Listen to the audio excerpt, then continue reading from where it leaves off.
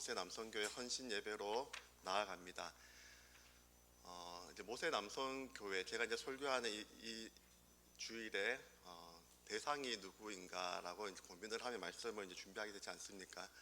이제 모세 남성교회 이제 모세라는 이제 주인공, 그 모세에 대한 본문을 가지고 말씀을 준비하면 좋겠다라는 마음이 들었고, 모세의 일대기를 한번 쭉 돌아보았습니다. 모세라는 이름이 건지심을 받았다, 또 은혜로 그렇게 태어난 인물이 모세였고, 또 모세의 일생을 되돌아 보면서 그래도 이 내용을 다루었으면 좋겠다라고 했던 본문이 오늘 본문의 사건입니다.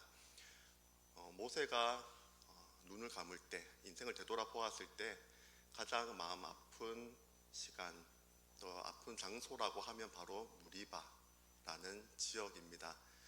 민수기 20장에 등장하는 무리바 지역은 이제 오늘 처음 나오는 지명은 아닙니다. 출애굽 17장인데 이 시간 잠시 한번 펼쳐서 눈으로 함께 살펴보면서 출애굽 여정을 한번 돌아보기를 원합니다. 출애굽기 17장입니다.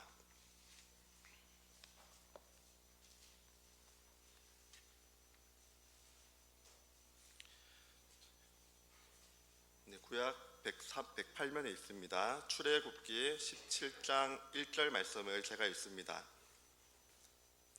이스라엘 자손의 온 회중이 여호와의 명령대로 신 광야에서 떠나 그 노정대로 행하여 르비딤의 장막을 쳤으나 백성이 마실 물이 없는지라. 아멘.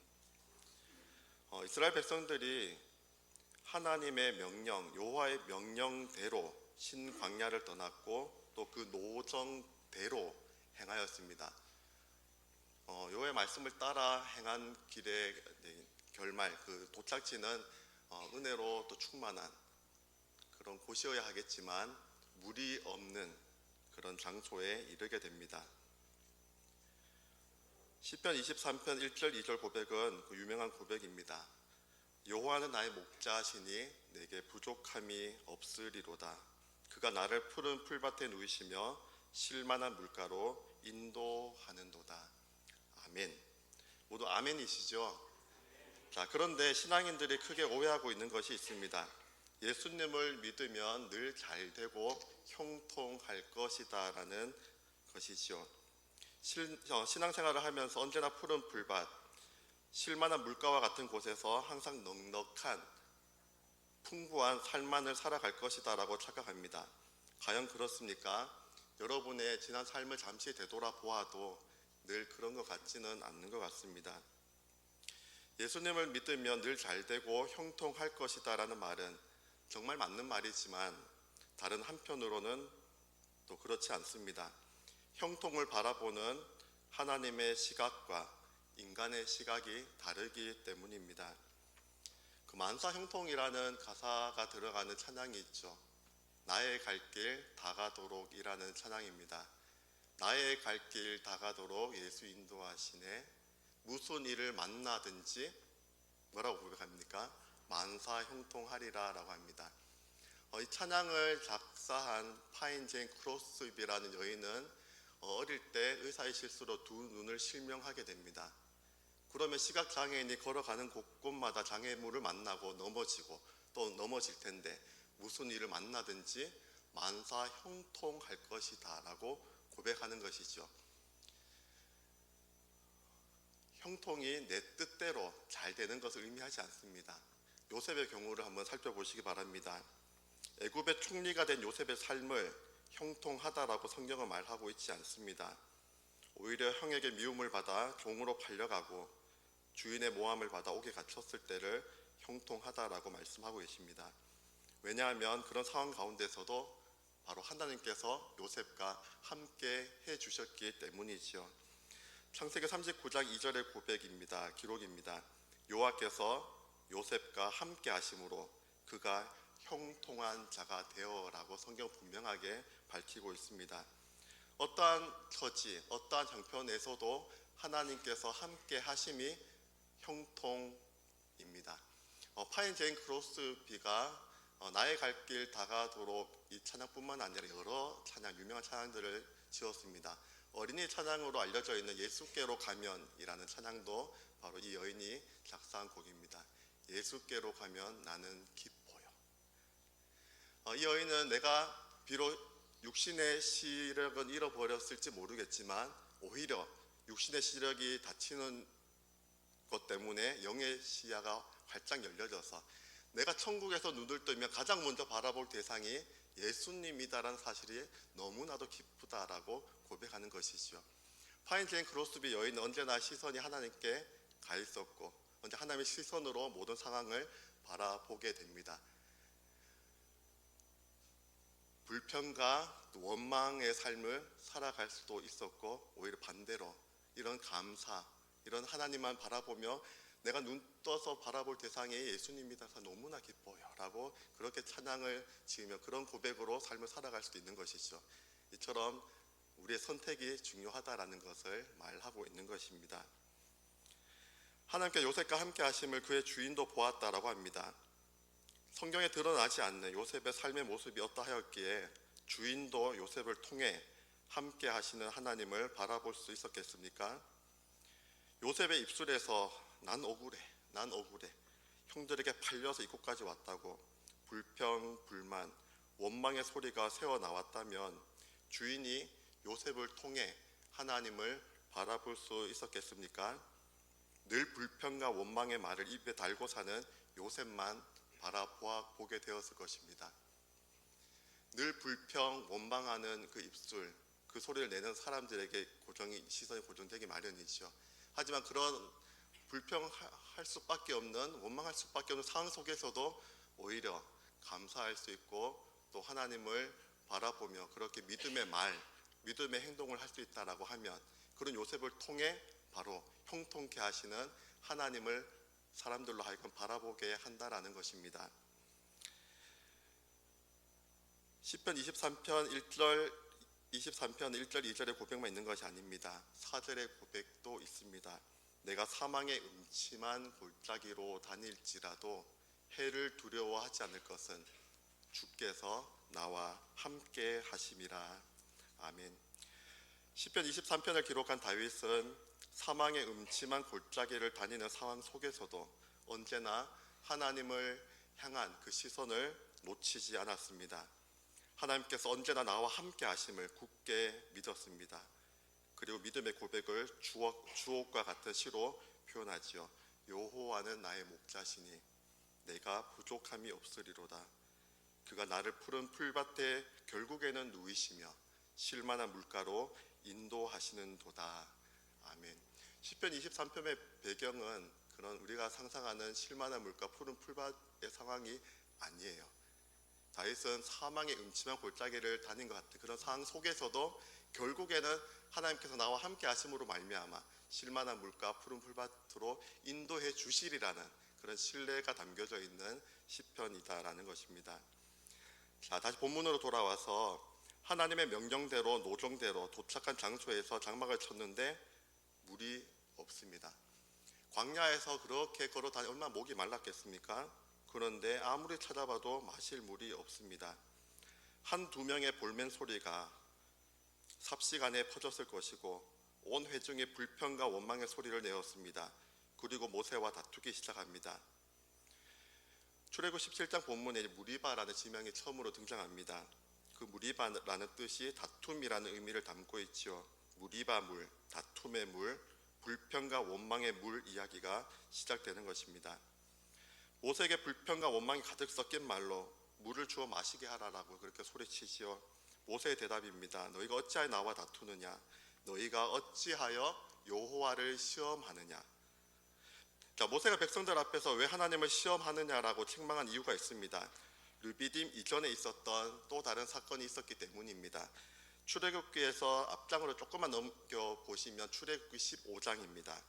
15장 후반부에 보시면 이제 마라라는 장소가 등장합니다. 마라라는 단어의 뜻은 쓰다라는 의미를 담고 있죠.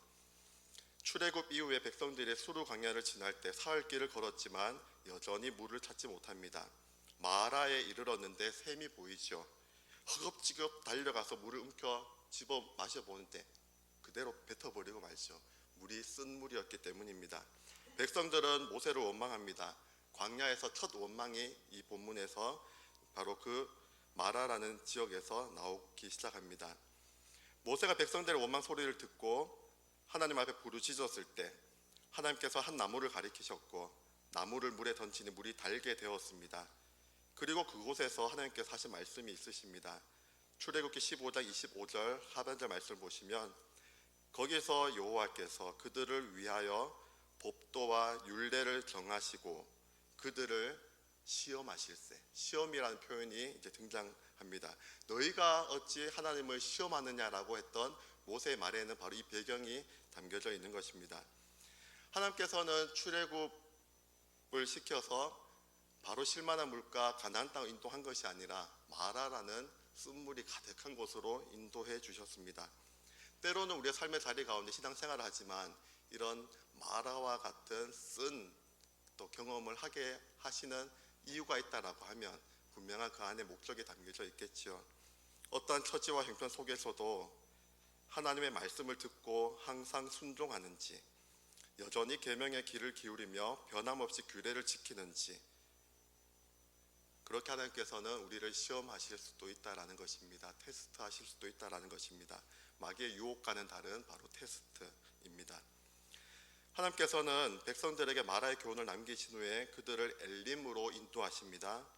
엘림에는 물샘 12과 종려나무 70그루가 있었다라고 합니다. 출애굽기 15장 27절 말씀을 제가 읽습니다. 그들이 엘림에 이르니 거기에 물샘 12과 종려나무 70그루가 있는지라.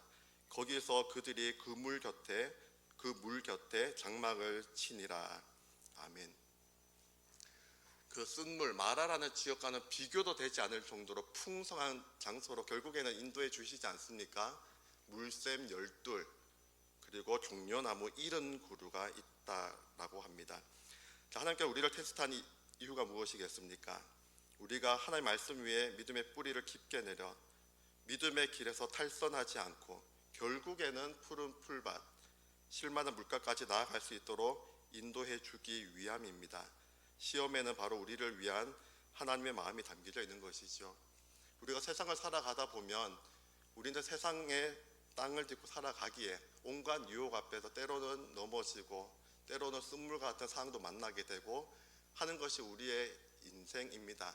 하지만 그런 상황 속에서도 하나님께서 결국 함께 하셔서 저 가나안 땅으로 실만한 물과 푸른 풀밭으로 인도해 주실 거다라는 믿음을 가지고 세상 그런 풍파 속에서도 믿음을 가지고 우리는 그렇게 하나님을 신뢰하며 가나안 땅으로 결국 갈 수 있다라는 것이죠. 바라기는 인생의 온갖 시험 앞에서도 언제나 하나님을 향한 시선을 놓지 않고 믿음의 길을 담대히 걸어가며 마침내 하나님께서 예비해 놓으신 실만한 물가, 결국 그 가나안 땅으로 다 나아가실 수 있는 여러분들이 될 수 있기를 주님의 이름으로 기원합니다. 자, 여호와의 말씀대로 노정대로 르비딤에 이르렀을 때, 자, 마라를 지나 르비딤에 이르렀을 때 백성들은 마실 물이 없는 상황을 만나게 되었죠. 자, 앞서서 마라의 교훈을 듣고 엘림을 경험한 백성들은 어떻게 반응해야 했겠습니까? 하나님을 신뢰하며 모세를 향한 원망이 아닌 좀 더 다른 방법으로 이 상황을 풀어갈 수도 있지 않았겠습니까? 그런데 목이 너무 마른 나머지 백성들은 마라에서 있었던 일과 하나님과의 하나님의 교훈을 잊어버린 것 같습니다. 그들은 물샘 12과 종려나무 70그루가 있는 엘림으로 인도해 주셨던 그 하나님의 은혜를 전혀 기억하지 못하고 있습니다. 하지만 모세는 하나님께서 하신 말씀을 기억하며 하나님을 시험하지 말라고 백성들을 훈계하고 있습니다. 하나님을 상기시켜 줍니다. 하지만 백성들은 원망을 그치기는커녕 마라 때보다 더 큰 불평과 원망의 말을 쏟아냅니다. 모세를 돌로 쳐 죽일 기세였습니다. 모세는 하나님 앞에 부르짖지요. 하나님께서 어떻게 응답하십니까? 반석에서 물을 냅니다. 그 반석은 바로 우리의 영원한 목마름을 해결시켜 주실 단 한 분, 예수 그리스도를 예표하는 사건이 되기도 합니다. 고린도 교회를 향한 바울의 편지 고린도전서 10장 4절의 기록입니다. 제가 읽습니다. 다 같은 신령한 음료를 마셨으니 이는 그들을 따르는 신령한 반석으로부터 마셨음에 그 반석은 곧 그리스도시라. 아멘. 그런 이어지는 5절의 기록을 살펴보면 우리가 신앙생활을 하며 불평하는 말, 원망하는 말에 대해 주의해야 함을 깨닫게 합니다. 끊임없이 불평하고 원망하는 이스라엘 백성들의 결말, 그 결국을 말씀해 주고 있기 때문입니다. 이어진 5절 말씀입니다. 그러나 그들의 다수를 하나님이 기뻐하지 아니하셨으므로 그들이 광야에서 멸망을 받았느니라. 아멘. 그들의 광야에서 결국 멸망을 당한 발단이 된 일이 가나안 땅에 있었던 그 가나안 땅 정탐 사건입니다. 가나안 땅을 정탐했던 12명의 정탐꾼들 중에 여호수아와 갈렙을 제외한 10명은 정탐한 땅에 대한 불평도 아니라 악평을 쏟아내기 시작합니다. 그 보고를 들은 이스라엘 온 회중은 밤새도록 통곡을 하지요. 그런데 통곡은 모세와 아론을 향한 원망으로 표출되고야 말았습니다. 이러보건대 원망도 거듭되면 거듭될수록 더욱 커져가는 것 같습니다. 마라에서 처음 그 원망 말을 쏟아내었던 그 마라에서 마실 물이 없어서 원망했을 때는 그저 무엇을 마실까라는 푸념 정도였습니다. 이어지는 르비딤이라는 첫 번째 무리바 지역에서는 원망이 더 커집니다. 당신이 어찌하여 우리를 애굽에서 인도해내었냐고, 우리 자녀와 가축을 목말라 죽게 하냐라고 그렇게 불평합니다. 그런데 가나안 땅 정탐 이후로 이곳에서 원망이 선을 넘어버리고 맙니다. 차라리 애굽으로 돌아가는 것이 낫겠다라고 합니다. 하나님께서 어떻게 이스라엘 백성들을 출애굽시켜 이곳까지 인도해 주셨습니까? 애굽에서 심한 노역에 힘들어 울부짖을 때 하나님께서는 그들의 부르짖음을 듣고 그들을 애굽 땅에 10가지 재앙을 내리시면서까지 구원해 주셨습니다. 뿐만 아니라 홍해 물을 가르시면서까지 그들을 지금까지 인도해 내셨습니다. 그런데 지금 와서 애굽으로 돌아가는 것이 차라리 낫겠다라고 악평을 또 불평을 원망을 쏟아내는 것입니다. 이는 모세를 거역하는 것이 아니라 지금까지 인도해 주신 하나님의 은혜를 망각한 채 하나님을 거역하는 행위가 되었습니다. 하나님께서는 모세와 아론을 통해 이스라엘 백성들에게 말씀하십니다. 이제 민수기 본문으로 다시 돌아오도록 하겠습니다. 민수기 먼저 14장 26절로 28절 말씀입니다. 네, 오늘 민수기 20장 본문이었고요. 민수기 14장에 있는 내용입니다. 하나님께서 이스라엘 백성들에게 다음과 같이 말씀하고 계십니다. 민수기 14장 26절로 28절 말씀을 제가 읽습니다. 여호와께서 모세와 아론에게 말씀하여 이르시되 나를 원망하는 이 악한 회중에게 내가 어느 때까지 참으랴. 이스라엘 자손이 나를 향하여 원망하는 바 그 원망하는 말을 내가 들었노라. 그들에게 이르기를 여호와의 말씀에 내 삶을 두고 맹세하노라. 너희 말이 내 귀에 들린 대로 내가 너희에게 행하리니 라는 말씀입니다. 원망하는 말을 누가 듣습니까? 그 원망하는 말을 내 옆에 있는 사람뿐만 아니라 하나님이 듣고 있습니다. 그리고 그 말이 들린 대로 내 귀에 들린 대로 내가 행하겠다라고 말씀하고 있습니다. 작은 불평, 원망의 말이라 할지라도 하나님께서는 다 듣고 계심을 잊어서는 안 되겠습니다. 각 남성교회나 여전도회, 각 부서 기관 안에서 때로는 내 뜻과 상반된 또 그런 방향으로 나아갈 때 속으로는 불평할 수 있죠.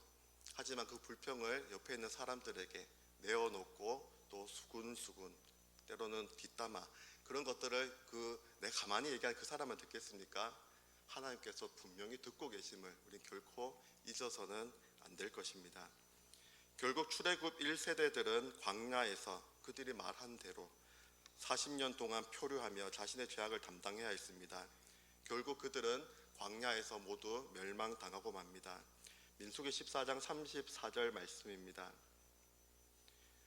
너희는 그 땅을 정탐한 날 수인 40일의 하루를 1년으로 쳐서 그 40년간 너희의 죄악을 담당할지니 너희는 그제서야 내가 싫어하면 어떻게 되는지를 알리라 하셨다 하라.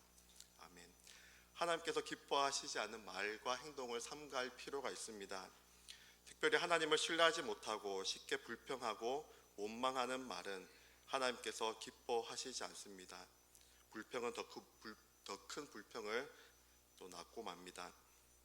그리고 정말 두려운 일은 불평과 원망의 말을 나에 대해서 끊어내 버리지 못한다라고 하면 그런 불평, 그런 거는 아래로 우리 다음 세대, 우리 자녀들에게로 흘러간다라는 것이죠.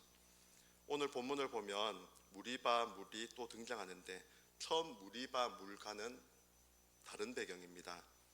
첫 번째 무리바 물 사건이 출애굽 1세대들의 사건이다라고 하면 두 번째 무리바 물은 출애굽 2세대들 안에서 일어난 사건입니다. 출애굽 1세대들은 어떻게 됩니까? 하나님의 두려운 말씀대로 광야에서 40년간 방황하며 모두 멸망당하고 맙니다. 출애굽 2세대들이 신광야에 이르렀을 때 모세의 누이 여십 선지자 미리암도 죽어 장사를 지내게 되죠. 아직도 슬픔이 가시지 않을 때였지만 회중은 불평과 불만이 가득한 얼굴로 모세와 아론에게 모여듭니다.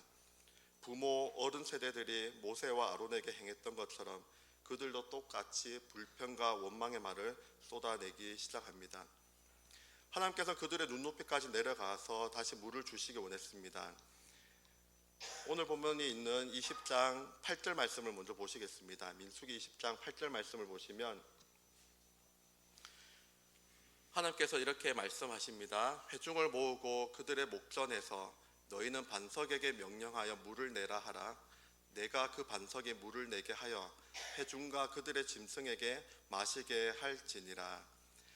모세는 하나님의 명령을 따라 반석을 향해 물을 내라 그 한마디만 하면 되었습니다. 그 이상도 아닙니다. 그런데 모세는 하나님께서 명하시지 않는 말과 행동을 하고야만 합니다. 민수기 20장 10절 오늘 본문이 들어가 있는 10절 하반절 그리고 11절 전반절까지 말씀입니다. 물을 내라고 한마디만 하면 될 것을 반역한 너희여 들으라. 회중들에게 이렇게 말하는 것이죠. 우리가 너희를 위하여 이 반석에서 물을 내려 하고 모세가 그의 손을 들어 그의 지팡이로 반석을 2번 치니 물이 많이 솟아나오므로. 모세는 여전히 불평과 원망의 말을 내뱉는 그 백성들, 출애굽 1세대에 이어서 2세대들까지 똑같이 이런 반응하는 모습이 얼마나 모습을 바라 얼마나 화가 치밀어 올랐겠습니까? 모세는 혈기의 사람이었습니다. 혈기로 애굽 사람을 죽였던 적이 있죠. 동족이 매맞는 모습을 보고 의분으로 행한 일이긴 하지만 살인은 명백한 잘못된 일입니다. 떨기나무에서 부르심을 받기 전에 40년 광야 생활은 아마도 이런 혈기를 가라앉히는 그렇게 하나님의 훈련 기간이었을 것입니다. 하지만 이 같은 혈기의 쓴 뿌리는 지도자로 부름을 받은 이후에도 그대로 남아있음을 우리는 발견할 수 있죠.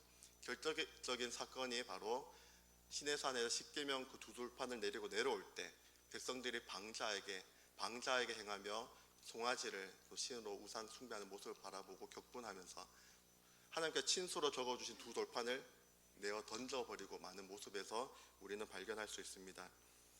오늘 두 번째 무리바물 사건에서도 모세는 자신의 분을 참지 못하는 모습을 보이고 있습니다. 우리가 너희를 위해 반석에서 물을 내랴. 분이 가득한 그 모세의 표정이 느껴지지 않습니까? 분은 그대로 표출되고야만 합니다.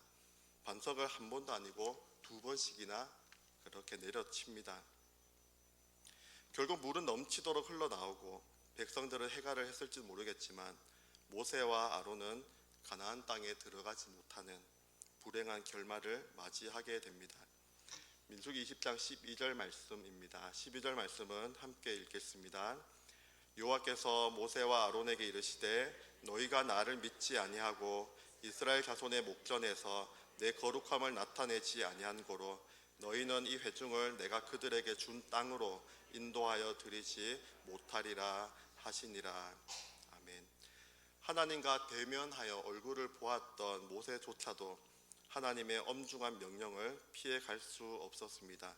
하나님께 간절히 구해 보았지만 하나님의 대답은 그만해도 족하니 이 일로 다시 내게 말하지 말라라고 말씀하셨습니다. 이스라엘 백성의 지도자로 아무리 그렇게 남들 앞에 위대한 지도자라 할지라도 또 우리가 아무리 항존지 여러 큰 직분을 가지고 있을지라도 하나님 앞에서 그 직분은 아무런 또 그런 대할 수 있는 것이 아닐 수도 있습니다.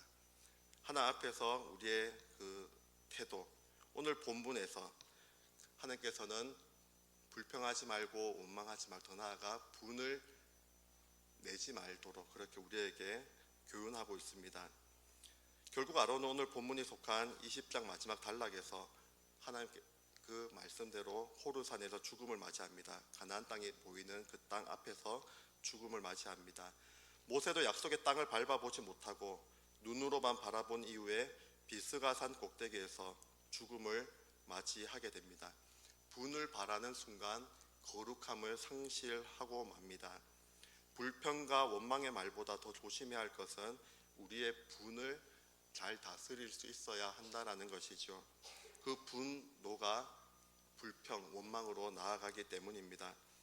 시편 37편 8절 말씀에 악을 만드는 세 가지를 언급합니다. 시편 37편 8절 말씀을 제가 읽습니다. 분을 그치고 노를 버리라. 불평하지 말라. 오히려 악을 만들 뿐이라. 아멘. 분을 그치고 노를 버리라. 그리고 더 나아가서 그런 분노로 인하여 일어난 불평을, 원망을 그치라라고 말씀하고 있습니다. 우리가 세상을 살아가며 또 분을 낼 때도 있습니다. 하지만 성경은 우리에게 어떻게 말씀하고 있습니까? 분을 내더라도 죄를 짓지 말라라고 말씀하고 있습니다. 그 거룩함을 상실하지 말라는 것입니다. 분을 품고 그렇게 밤새도록 또 분을 품고 있지 말라라고 말씀하고 있습니다. 그렇게 우리 분을 낼 수밖에 없는 그런 상황 속에서 우리는 어떻게 해야 하겠습니까? 오늘 앞선 그런 내용도 다 잊어버릴지라도 오늘 이 말씀만큼은 꼭 기억하고 또 가슴에 안고 돌아가실 수 있기를 바랍니다.